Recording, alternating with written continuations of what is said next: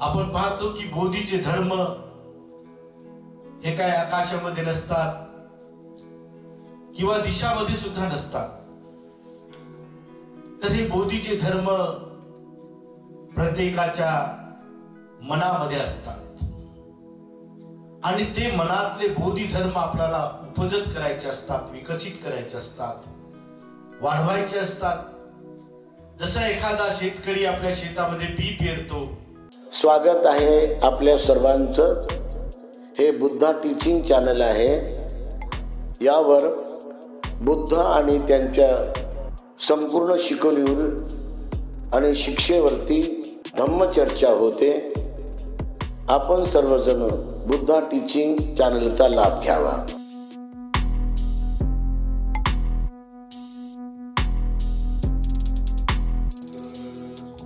करुणा शीतल हृदयं पय्यापजोत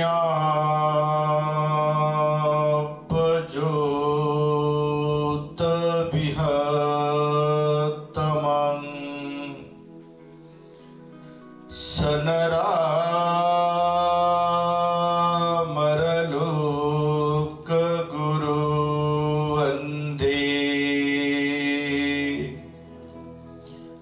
सुगतं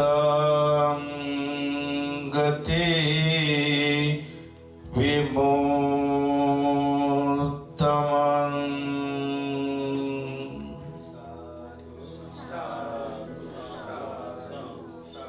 संपूर्ण जगाला सुख शांती मानवतेचा संदेश दिला असे विश्व शांतिदूत महाकारुणिक तथागत भगवान बुद्ध, बोधिसत्व भारतरत्न डॉक्टर बाबासाहेब आंबेडकर आजच्या या मंगलमय दिनी सम्राट अशोक, विजयादशमी तथा धम्मचक्र अनुप्रवर्तन धम्म दीक्षा वर्धापन दिनाच्या निमित्ताने आयोजित 20वी ऑनलाइन बौद्ध धम्म परिषद या धम्म परिषदेचे मुख्य संयोजक आणि अध्यक्ष पूज्य डॉक्टर भिक्षू एस.आर. इंदवंसजी महाथेरो, भिक्खू रोहन थेरो, भिक्खू करुणा बोधीजी, भिक्खू सुगतानंदजी, भिक्खू नागसेन, भिक्खू गुरुधम्मो, भंते शीलरक्षित, उपस्थित सर्व श्रद्धावान बौद्ध उपासक उपासिका, बाल तथा बालिकांनो, मानवी जीवनामध्ये सम्राट अशोक विजयादशमी, धम्मचक्र प्रवर्तन दिन, धम्म दीक्षा वर्धापन दिनाला अतिशय महान आणि महत्व आहे.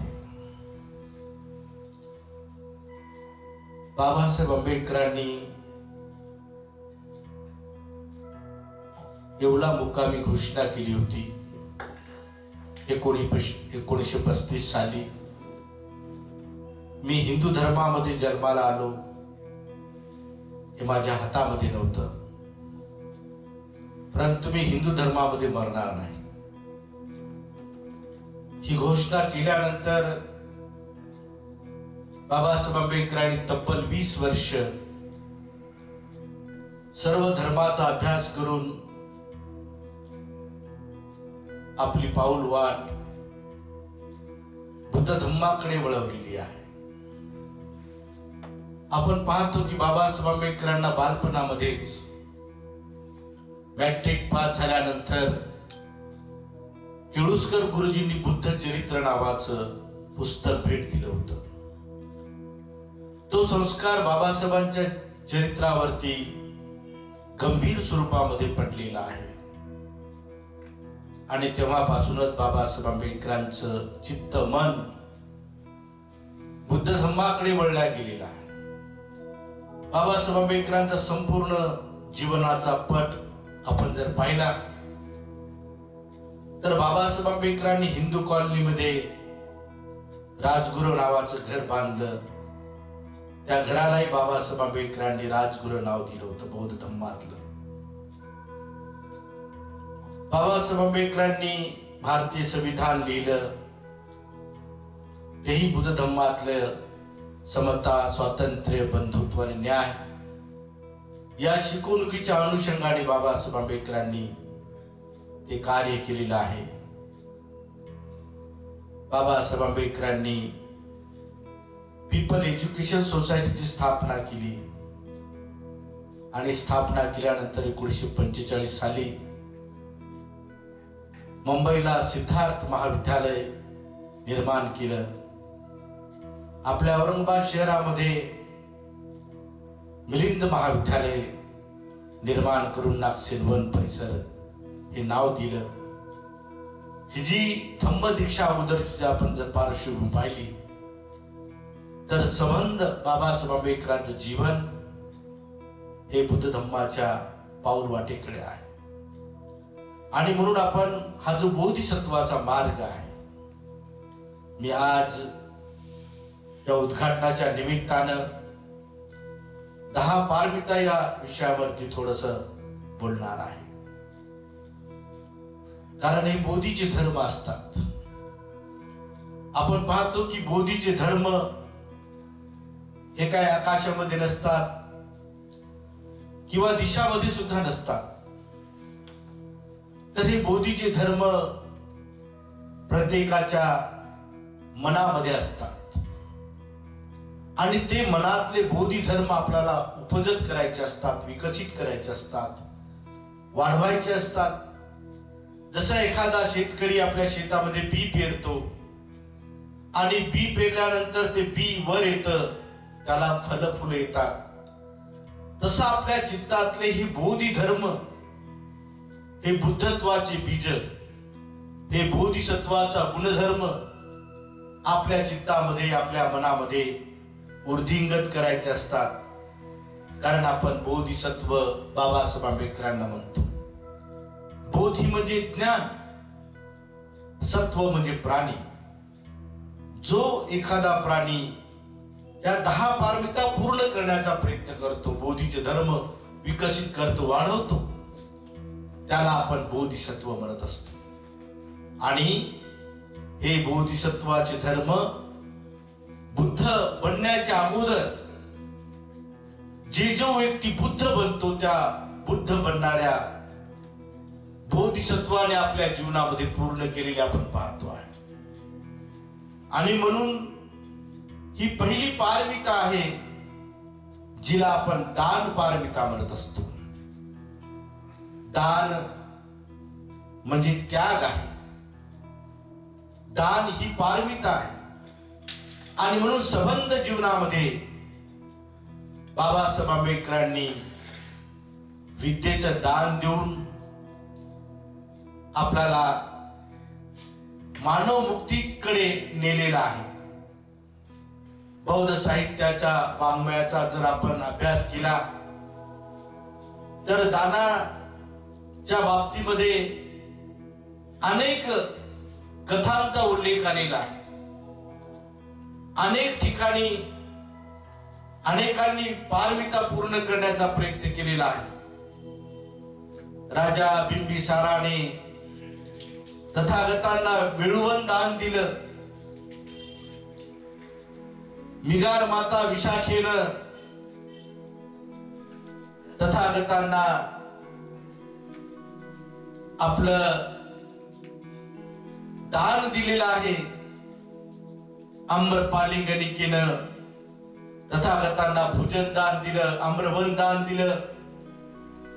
अनाथ पिंडकाने तर जमिनीवरती सोन्याच्या विंटा अंथरून जमीन विकत घेऊन सोन्याच्या विंटा अंथरून भव्य दिव्य जेतवन बुद्ध विहार बांधून दिलं. आणि हे धम्माचं कार्य केलेलं आहे. बोधिसत्वाच्या बाबतीमध्ये तर आपण पाहतो की शिवी नावाच्या एका बोधिसत्वाने आपल्या डोळ्याचं दान दिलेलं पाहतो. एका ससपंडित नावाच्या चर्येमध्ये तर आपलं संपूर्ण स्वतःचं शरीर दान दिल्याचा उल्लेख पाहतो. ही पारमिता प्रेरणा देण्यासाठी असते, स्फूर्ती देण्यासाठी असते. जे जे बौद्ध उपासक उपासिका भिक्खू संघाला दान देतात, भोजन दान असेल, या भोजन दानातून भिक्षूला 4 गोष्टी लाभत असतात: आयुष्य, वर्ण, सुख आणि बल. ह्या 4ही गोष्टी तुम्हाला सुद्धा प्राप्त होण्यासाठी भिक्खू संघ मंगल मैत्री करत असतो. आणि म्हणून आपण या जीवनामध्ये या पारमितेचं पालन केलं पाहिजे. पारमिता पूर्ण करता करता आपलं जीवन सफल बनेल. आणि म्हणून ही जी दुसरी पारमिता आहे, शील पारमिता, आज आपण ऑनलाईन या धम्म परिषदेमध्ये पंचशील घेतलेला आहे. हा पंचशील हा जीवन जगण्याचा मार्ग आहे. शीलाचे तसे अनेक प्रकार आहेत. पंचशील आहे, दशशील आहे, पातिमोक्ष संवरशील आहे, इंद्रिय संवरशील आहे. असे अनेक शीलाचे प्रकार आहेत. परंतु उपासकाच्या जीवनामध्ये पंचशील आणि अष्टशील महत्वाचं असते. दैनंदिन जीवनामध्ये आपण पंचशीलेचं पालन केलं पाहिजे. या धम्मचक्र अनुप्रवर्तन दिनाच्या निमित्तानं आपण प्रत्येक बौद्ध उपासक उपासिकांनी विहारामध्ये जाऊन शील ग्रहण केलं पाहिजे. किंवा विहारामध्ये जाता नाही आलं तर आपल्या घरामध्ये बाबासाहेब आंबेडकरांच्या पुतळ्यात, बाबासाहेब आंबेडकरांच्या स्टॅच्यू जवळ बाबासाहेब आंबेडकरांना या धम्म दीक्षेच्या दिनी बाबासाहेब आंबेडकरांना हार अर्पण करून पंचशील घेऊन आपल्या परिवाराला संस्कारित करण्याचं काम केलं पाहिजे. कारण बाबासाहेब आंबेडकरांचे अनंत उपकार आपल्यावरती असल्यामुळं त्या दिवशी प्रत्येकाने आपल्या जीवनामध्ये बाबासाहेब आंबेडकरांना अभिवादन केलं पाहिजे. कारण बाबासाहेब आंबेडकरांनी सारे लफ्तर दूर केले, गुलामगिरी दूर केली, बाटविटाळ दूर केला, शिक्षणाचं द्वार खोलली, स्वाभिमानाचं जीवन जगायला शिकवलं. बाबासाहेब आंबेडकरांनी आपल्याला सुंदर असा बुद्ध धम्म दिल्यामुळं आपण सर्वांगीण आपण प्रगती करू शकलेलो आहोत.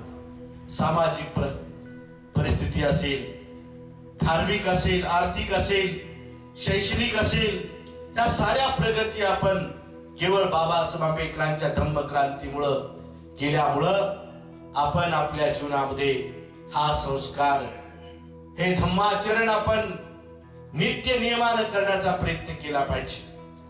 बाबासाहेब आंबेडकरांच्या बालपणाच्या जीवनाकडे जर आपण पाहिलं तर बाबासाहेब आंबेडकरांच्या घरामध्ये 2 आसनं असायची. एक विद्येचं आसन असायचं आणि एक धम्म आसन असायचं. जेव्हा बाबासाहेब आंबेडकर विद्येच्या आसनावरती बसायचे तेव्हा शालेय अभ्यास करायचे, आणि जेव्हा धम्म आसनावरती बसायचे तेव्हा तत्कालीन परंपरेप्रमाणे कबीराचे दोहे आणि पूजा पाठ करायचे. जर बाबासाहेब आंबेडकरांनी ही गोष्ट केली नाही तर रामजी सुभेदार त्यांना पनिशमेंट करायची, भोजन द्यायचे नाही. आणि म्हणून प्रत्येकाने आपल्या मुलावरती मुलींवरती चांगला संस्कार देण्यासाठी घरामध्ये अशा पद्धतीने 2 आसनं निर्माण केले पाहिजे. आणि आपल्या परिवारावरती, मुलावरती, मुलींवरती हा धम्माचा संस्कार दिला पाहिजे.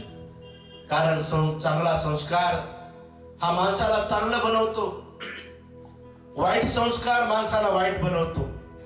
परंतु आपण धार्मिकतेचा संस्कार बरेच उपासक उपासिका देताना दिसत नाही. केवळ फक्त शालेय शिक्षणाचा संस्काराचा आग्रह करतात आणि शालेय शिक्षणाचा संस्कार दिल्यामुळे काय होतं की आपला मुलगा, आपली परिवारातले लोक केवळ 10वी 12वी पर्यंत शिकतात, फेल होतात, नापास होतात आणि शिक्षणाच्या अभावामुळे व्यसनाधीनतेकडे वळतात. केवळ घरामध्ये चांगला संस्कार न दिल्यामुळं मुलं व्यसनाधीनतेकडे, आज आपण रुरल एरियामध्ये पाहिलं, ग्रामीण भागामध्ये पाहिलं, सर्वसामान्य वस्त्याकडे जर पाहिलं तर काय चित्र आहे. समाजामध्ये शिक्षणाचा अभाव असल्यामुळं मुलं व्यसनाधीनते बनू लागलेली आहेत आणि म्हणून त्या तरुणांना व्यसनाधीनतेकडून वळवायचं असेल तर आपल्याला शीलाचा मार्ग आपल्याला अवलंबावा लागेल. आणि म्हणून हे पंचशील दैनंदिन जीवनामध्ये आपण शील ग्रहण केलं पाहिजे. मिगार माता विशाखादशी एक दिवस विहारामध्ये गेली आणि गेल्यानंतर विशाखेला भगवान बुद्धाने विचारलं की विशाखा तू कशी काय आलीस? तर तिने भगवंताला उत्तर दिलं, भगवान मी उपोषित धारण करण्यासाठी आलेली आहे. भगवान बुद्धाने तिला 3 प्रकारचे उपोषित सांगितले की गोपाल उपोषित व्रत, निग्रंथ उपोषित व्रत आणि आर्य उपोषित व्रत सांगितलं. आणि म्हणून गोपाल उपोषित व्रत ज्याला म्हणतात की जे लोक लोभमूलक चित्त ठेवून आपल्या जीवनामध्ये लोभमूलक चित्त ठेवून जे उपास करतात, आजही हिंदू धर्मातल्या स्त्रिया किंवा अन्य अंधश्रद्धेमध्ये, रूढी परंपरेमध्ये, कर्मकांडामध्ये फसलेले लोक आजही आपण पाहतो की अनवाणी पायानं 10 दिवस उपवास धरतात. उपवासाने कोणताही लाभ आपल्या जीवनामध्ये होत नाही. म्हणून आपण उपवास न करता बौद्ध धर्मामध्ये उपोषित सांगितलेला आहे. हे आर्य उपोषित व्रत असते. पौर्णिमेच्या दिवशी आपण सकाळी सूर्योदय निघण्याच्या पूर्वी अष्टशील ग्रहण केलं पाहिजे. आपण पाहतो की बोधिसत्व डॉक्टर बाबासाहेब आंबेडकरांनी सुद्धा ज्या दिवशी धम्मदीक्षा घेतली नागपूरच्या दीक्षाभूमीवरती, त्या दिवशी बाबासाहेब आंबेडकरांनी उपोषित व्रत पालन केल्याचा उल्लेख बौद्ध वाङ्मयामध्ये आहे, बाबासाहेब आंबेडकरांच्या चरित्रामध्ये आहे. जेव्हा बाबासाहेब आंबेडकरांना विचारलं गेलं होतं की बाबासाहेब आम्ही तुमच्या संध्याकाळच्या भोजनाची व्यवस्था करू का, तेव्हा बाबासाहेब आंबेडकर म्हणतात नाही, आज मला उपोषित व्रत आहे. आणि म्हणून बौद्ध उपासक उपासिकांनी हा बोधिसत्वाचा आदर्श, उपोषित पालन करण्याचा आदर्श आपण या जीवनामध्ये घेतला पाहिजे. जसे मिगार माता विशाखेनं विहारामध्ये जाऊन अष्टशील ग्रहण केलं, तेच अष्टशील पालन करण्याचा आपणही आपल्या जीवनामध्ये प्रयत्न केला पाहिजे. निग्रंथ उपोषित व्रत आहे, जैन लोक करतात. उकड बसणं, केश ओपन करणं, सूर्य मावळण्याच्या पूर्वी भोजन ग्रहण करणं हे जैन लोकांमध्ये आहे. हे श्रेष्ठ, या सर्व उपोषितामध्ये आर्य उपोषित व्रत श्रेष्ठ आहे. आणि म्हणून आपण प्रत्येक उपासक उपासिकांनी या वर्षावासाच्या कालावधीमध्ये अष्टमी, अमावस्या आणि पौर्णिमा, शुक्ल अष्टमी असो, वैद्य अष्टमी असो, या 4 दिवशी आपण उपोषित व्रताचं पालन करून आपल्या जीवनामध्ये महान असं शील आचरण करून शुद्ध धम्म वाढवण्याचा, शुद्ध धम्म आपल्या जीवनामध्ये आचरण करण्याचा आपण सातत्यानं प्रयत्न केला पाहिजे. पुढे पारमिता आहे, प्रज्ञा पारमिता आहे. प्रज्ञा म्हणजे विशुद्ध ज्ञान आहे आणि ही प्रज्ञा माणसाला भेदून पुढे नेण्याचं काम करते. प्रज्ञेचे 3 प्रकार आहेत बघा. एक श्रुतमय प्रज्ञा आहे, पठनमय प्रज्ञा आहे आणि भावनामय प्रज्ञा आहे. श्रुतमय प्रज्ञा म्हणजे काय की ऐकून ऐकून मिळवलेलं ज्ञान, याला श्रुतमय प्रज्ञा म्हणतात. आपण वर्षावासाच्या या कालावधीमध्ये अनेक बौद्ध उपासक उपासिका विहारामध्ये जातात आणि श्रुतमय प्रज्ञेचं पालन करतात. बौद्ध भिक्खू लोक बुद्ध आणि त्यांचा धम्मग्रंथ बाबासाहेब आंबेडकरांनी लिहिलेला विहारामध्ये लोक वाचू लागलेले आहेत.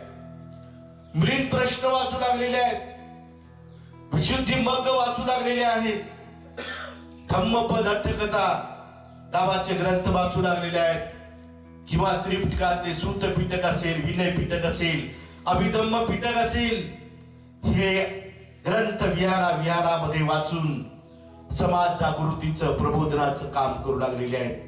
म्हणून उपासकांचं पहिलं परम कर्तव्य आहे की श्रुतमय प्रज्ञा ऐकून ऐकून आपण धम्माचं ज्ञान मिळवलं पाहिजे. हे श्रुतमय प्रज्ञा पालन केली पाहिजे. पठनमय प्रज्ञा म्हणजे वाचन करून मिळवलेलं ज्ञान आहे, याला पठनमय प्रज्ञा म्हणतात. आपण ग्रंथ वाचले पाहिजेत, आपण बुद्धाचं चरित्र वाचलं पाहिजे, बाबासाहेब आंबेडकरांचं चरित्र वाचलं पाहिजे, थोर पुरुषाचे चरित्र वाचले पाहिजे, धम्मग्रंथ वाचले पाहिजे आणि धम्मग्रंथ वाचन करून पठनमय प्रज्ञेचं आपण आपल्या जीवनामध्ये पालन करण्याचा प्रयत्न केला पाहिजे. तिसरी प्रज्ञा आहे भावनामय प्रज्ञा.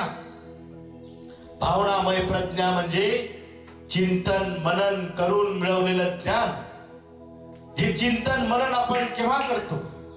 जेव्हा आपण आनापानसती करतो, विपश्यना भावना करतो, कायानुपश्यना करतो, वेदनानुपश्यना करतो, चित्तानुपश्यना करतो, धम्मानुपश्यना करतो. जेव्हा जेव्हा मनुष्य आपल्या जीवनामध्ये या पश्यना करतो तेव्हा आपण भावनामय प्रज्ञा अवगत करत असतो. आणि म्हणून अशा पद्धतीनं प्रत्येक माणसाने विपश्यना सुद्धा केली पाहिजे, इगतपुरीला गेलं पाहिजे किंवा विहारामध्ये या वर्षावासाच्या कालावधीमध्ये जाऊन आपण आनापानसतीची भावना करून चित्ताला एकाग्र करून कायानुपश्यना, वेदनानुपश्यना, चित्तानुपश्यना, धम्मानुपश्यना ही पश्यना करून आपण या भावनामय प्रज्ञेचं आचरण करून आपले विकार कसे आपले विकार कसे आपल्याला दूर करता येईल. राग विकार असेल, द्वेष विकार असेल, मोह विकार असेल, जेवढे काही कायेचे अकुशल धर्म असतील, वाचेचे अकुशल धर्म असतील, मनाचे जेवढे अकुशल धर्म असतील, त्या अकुशल धर्माला कसं दूर करून कुशल धर्म कसा आपल्या चित्तामध्ये मनामध्ये वाढेल, यासाठी आपण ही पश्यना केली पाहिजे. आणि पश्यना करून आपले विकार दूर करण्याचा प्रयत्न करून प्रज्ञा पारमितेचं पालन आपल्या जीवनामध्ये केलं पाहिजे. नैष्कर्म्य पारमिता आहे बघा. नैष्कर्म्य म्हणजे निष्काम भावना. निष्काम भावना हे सिद्धार्थ गौतमाने आपल्या जीवनामध्ये निष्काम भावना केली होती. निष्काम भावना जसं सिद्धार्थ गौतमाने आपल्या जीवनामध्ये गृहत्याग करताना त्यांचे 4 चुलते होते, शुक्लोधन, धौतोधन, अमितोधन, शाक्योधन, अमिता आणि प्रेमिता त्या होत्या. सर्व नातलग होते. सर्वांचा त्याग करून एक दिवस सिद्धार्थ गौतमाने गृहत्याग केला. तसा गृहत्याग आपण करायचा नाही, परंतु गृहत्याग आपण केला पाहिजे. बुद्ध विहारामध्ये आपण जाण्यासाठी स्वतःच घर काही वेळ आपण त्यागलं पाहिजे. बाबासाहेब आंबेडकरांनी आदेश दिला होता. सारनाथच्या एका भाषणामध्ये बाबासाहेब आंबेडकर म्हणाले होते की किमान आपण आठवड्यातून 1 दिवस तरी बुद्ध विहारामध्ये गेलं पाहिजे. हा बाबासाहेब आंबेडकरांचा आदर्श पालन करण्यासाठी आपण 1 तास 2 तास आपलं घर सोडलं पाहिजे, आणि बुद्ध विहारामध्ये गेलं पाहिजे. हे बुद्ध विहारामध्ये जाणं म्हणजे थोडा वेळ आपलं घर त्यागणं आहे आणि घर त्यागून आपण धम्मासाठी वेळ दिला पाहिजे. 1 तास 2 तास अशा पद्धतीनं सुद्धा आपण गृहत्याग करून धम्मासाठी वेळ दिला पाहिजे. धम्मासाठी अशा पद्धतीने आपण गृहत्याग करून बाबासाहेब आंबेडकरांच्या धम्मक्रांतीला पुढं आणि पुढं नेण्यासाठी आपण एकांतवास आपल्या जीवनामध्ये शोधला पाहिजे. आणि ज्यांना अधिक जमलं तर ग्रंथालयामध्ये गेलं पाहिजे. ग्रंथालयामध्ये बाबासाहेब आंबेडकरांनी 18 तास बसून अभ्यास केला, तसा आपण घर सोडून ग्रंथालयामध्ये जाऊन आपण अभ्यास केला पाहिजे. विहारामध्ये जाऊन आपण ध्यान साधना केली पाहिजे आणि आपल्या जीवनाला महान असं हे पारमितीचं जीवन आपल्या जीवनामध्ये जगण्याचा प्रयत्न केला पाहिजे. वीर्य ही एक पारमिता आहे. वीर्य म्हणजे प्रयत्न. आपण प्रयत्न करायचे असतात. प्रयत्नाशिवाय कोणती गोष्ट आपल्याला प्राप्त होत नाही. म्हणून अकुशल धर्म नष्ट करून कुशल धर्म वाढण्याचे प्रयत्न केले पाहिजेत. विकार कसे नष्ट करून कुशल धर्म कसे वाढतील. कायेचे जे कुशल धर्म आहेत, वाणीचे कुशल धर्म आहेत, मनाचे कुशल धर्म आहेत, हे सारे कुशल धर्म आपण वाढवून आपल्या जीवनामध्ये वीर्य सम्यक प्रयत्न आपण केले पाहिजे. कारण सम्यक कर्मान सुद्धा हे आपल्या जीवनामध्ये वीर्य पारमितेमध्ये आपलं वीर्य बलवान बनवल्या पाहिजे. कारण प्रयत्न केले पाहिजे की चांगला संस्कार देण्याचा प्रयत्न केला पाहिजे, चांगलं शील पालन करण्याचा प्रयत्न केला पाहिजे, चांगलं अधिष्ठान करून चांगलं जीवन जगण्यासाठी आपण प्रयत्न केले पाहिजे. आणि म्हणून हे प्रयत्न हे आपले धम्मासाठी सातत्यानं पुढे आणि पुढे जाण्यासाठी आपण प्रयत्न केले पाहिजे. शांती हे एक पारमिता आहे. शांती म्हणजे क्षमाशीलता, सहनशीलता अंगी असली पाहिजे. कारण शांतीसारखं सुख जगामध्ये नाही आहे. आणि म्हणून आपल्याला शांती पारमितीचं पालन करण्यासाठी आपल्या अंगी क्षमाशीलता पाहिजे. जेवढं आपण क्षमाशील राहू, कुणी रागानं बोलो, द्वेषाने बोलो, क्रोधाने बोलो, तिथे आपण कौटुंबिक जीवनामध्ये क्षमा हे जर जीवन आपलं अंगीकारलं, शांती पारमिता जर अंगीकारली, तर कुटुंबामध्ये कलह होणार नाही, वादविवाद होणार नाही, झगडे होणार नाही, मारामारी होणार नाही. आणि आपल्या सहनशीलतेमुळं आपल्या जीवनामध्ये पालन करण्याचा आपण सातत्यानं प्रयत्न केला पाहिजे. बौद्ध वाङ्मयामध्ये एक कथा आलेली आहे. वैदेहिका नावाची एक प्रसिद्ध अशी उपासिका होती आणि तिची अशी कीर्ती पसरली होती की ती खूप शांत आहे, खूप शांत स्वभावाची आहे. अशी जेव्हा कीर्ती एक पसरल्यानंतर त्या वैदेहिकेच्या दासीनं, काली नावाच्या दासीनं ठरवलं की आपण आपल्या मालकिनीची परीक्षा घेऊ. तिला असं वाटलं की खरंच आपली मालकीन शांत आहे का हे पाहण्यासाठी तिनं काय केलं की त्या काली नावाच्या सेविकेनं एक दिवस थोडस उशिरा उठली. उशिरा उठल्यामुळं मालकीनबाई म्हणे, का ग म्हणे फार उशिरा उठलीस? काही नाही मालकीनबाई म्हणे, सहजपणे अशा पद्धतीने दुसऱ्यांदा तिला परीक्षा घ्यायची होती म्हणून आणखी दुसऱ्या दिवशी थोडं जास्तच उशिरा उठली. दुसऱ्या दिवशी सुद्धा मालकीनबाई म्हणे, का ग म्हणे का उशिरा उठलीस? परत तिने मालकिनीची परीक्षा घेण्यासाठी तिसऱ्या दिवशी सुद्धा आणखी उशिरा उठली. काय झालं बघा, मालकिनीला राग सहन झाला नाही. तिने हातामध्ये लाटणं घेतलं आणि आपल्या दासीला फिरकवलं, मारलं. तिचं डोकं फुटल्या गेलं. तेव्हा तिनं समाजामध्ये त्या काली नावाच्या दासीनं रस्त्यावरती येऊन सांगितलं की बघा माझी मालकीन किती शांत स्वभावाची आहे. हे अशा प्रकारचं जीवन म्हणजे मनाच्या विरुद्ध जर कोणी वागलं तर माणसाचं मन अशांत होते, रागी भरते. आणि म्हणून आपण हे मनाच्या विरुद्ध जरी कोणी आपल्याला बोललं, अपशब्द बोलले, तर बुद्ध म्हणतात पृथ्वीसारखं आपण बनलं पाहिजे. किंवा जर कोणी पृथ्वीला आपण किती, म्हणजे पृथ्वी धातू जे आहे, पृथ्वीला किती खणण्याचा प्रयत्न केला तर पृथ्वी रागवत नाही.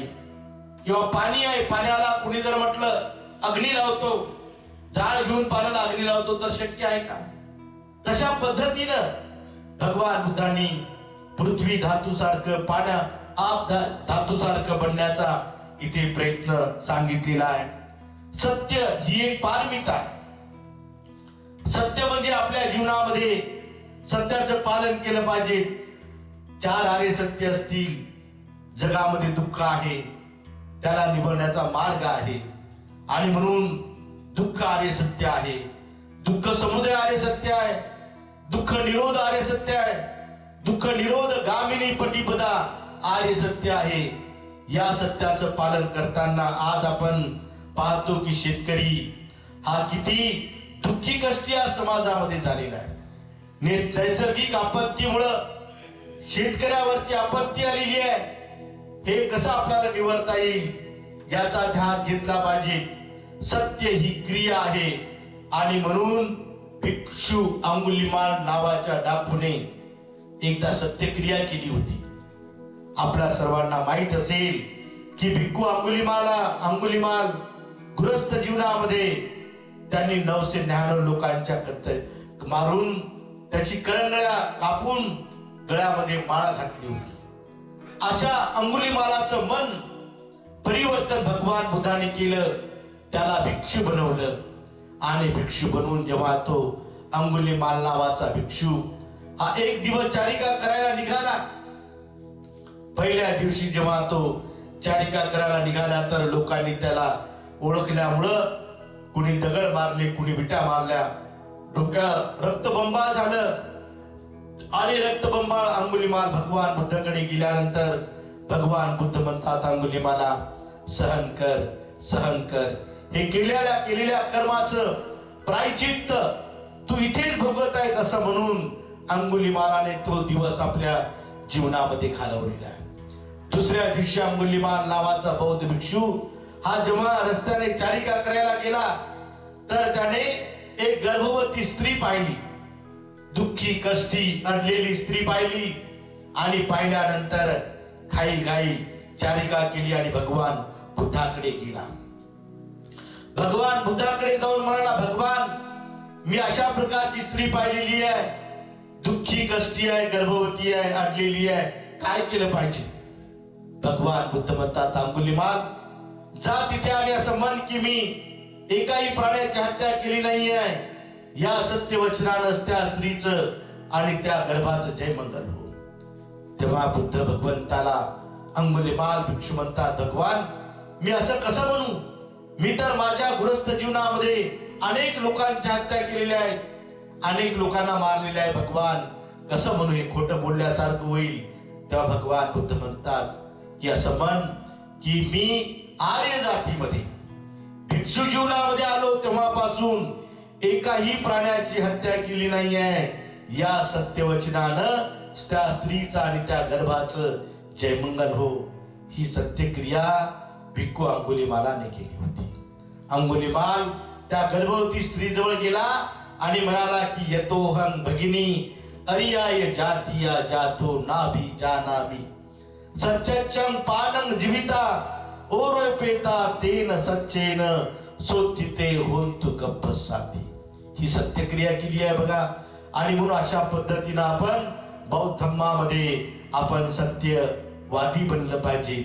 असत्य कधी बोलू नका, सत्य बोला. आणि सत्य या पारमितीचं पालन करून आपण आपल्या जीवनामध्ये महान असं धर्म आचरण करून आपल्या वाणीचे जे काही दोष असतील, चहाडी करणं, चुगली करणं, कठोर शब्दांनी बोलणं, निंदा लालची करणं, व्यर्थ बडबड करणं, ह्या गोष्टी सोडून आपली सत्यवाणी आपल्याला आपल्या जीवनामध्ये कामी येईल. असत्य कधीच आपल्या सोबत येत नाहीये आणि म्हणून सत्य हे माणसाला आपल्या जीवनामध्ये सोबत येत असतं आणि म्हणून सदैव या सत्य पारमितीचं आपण आपल्या जीवनामध्ये पालन केलं पाहिजे. अधिष्ठान ही एक पारमिता आहे. अधिष्ठान म्हणजे दृढ निश्चय केला पाहिजे.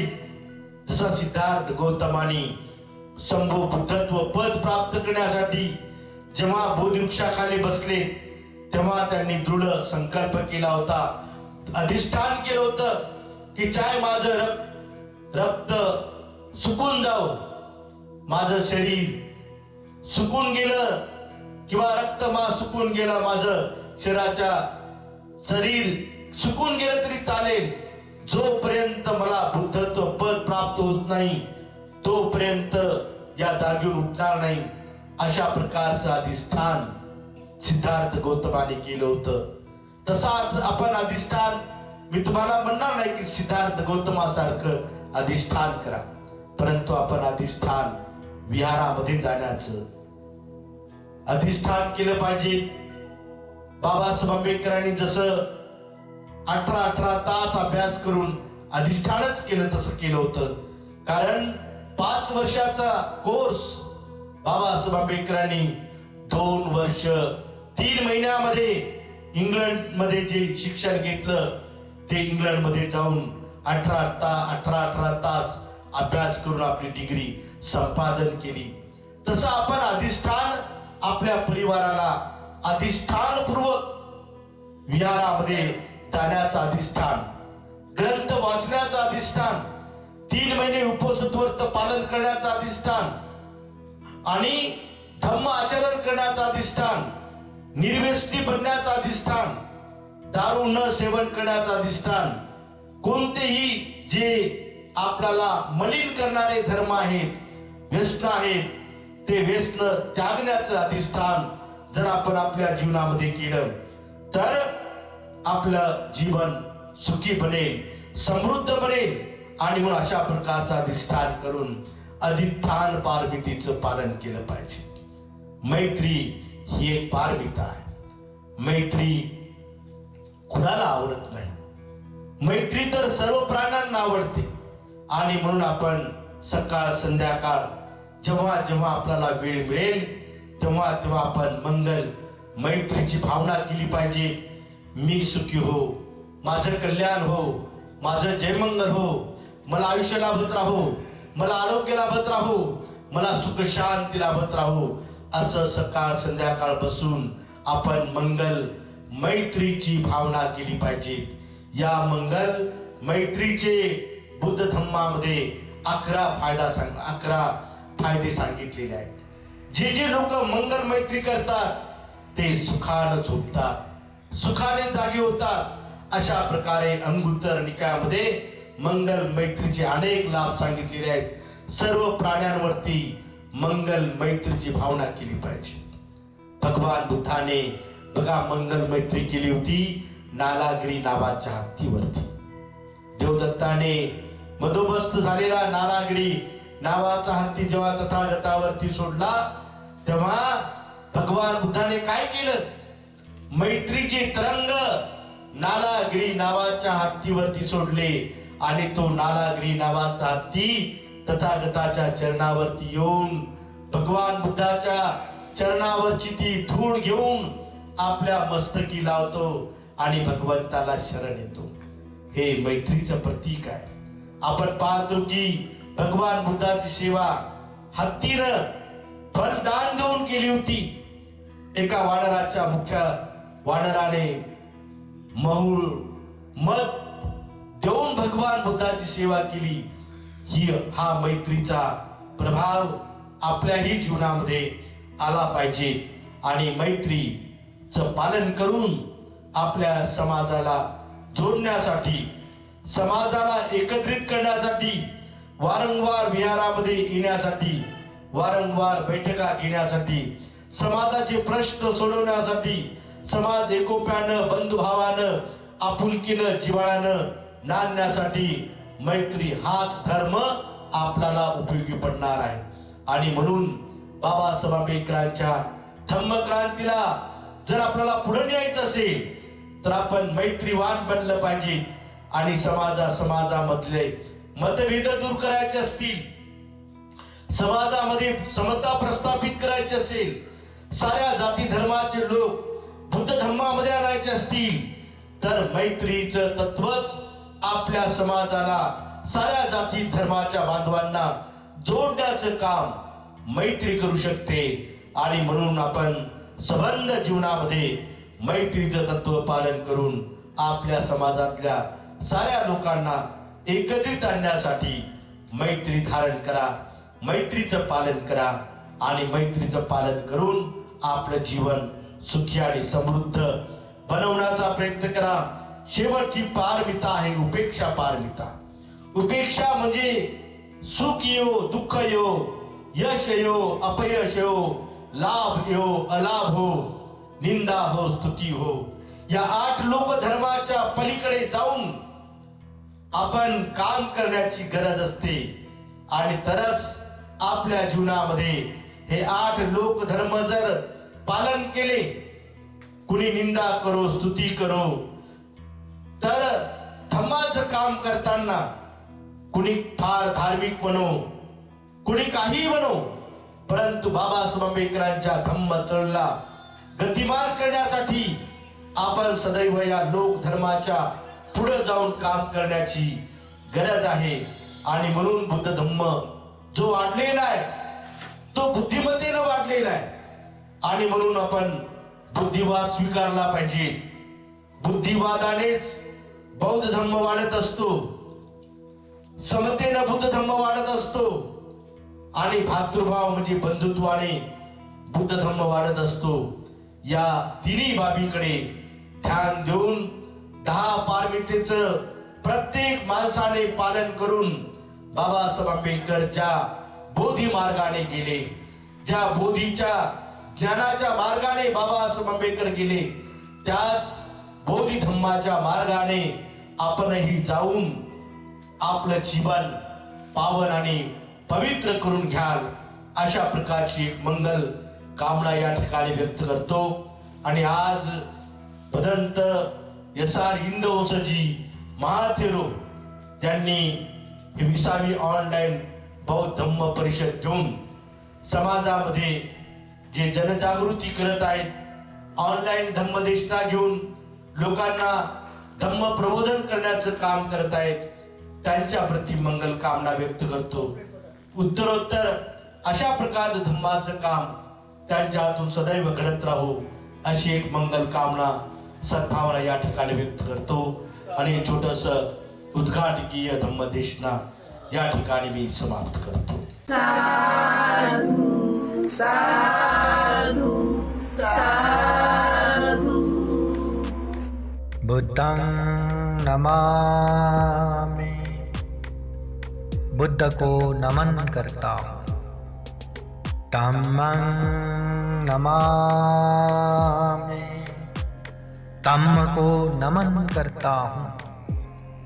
संघं नमामि, संघ को नमन करता हूँ.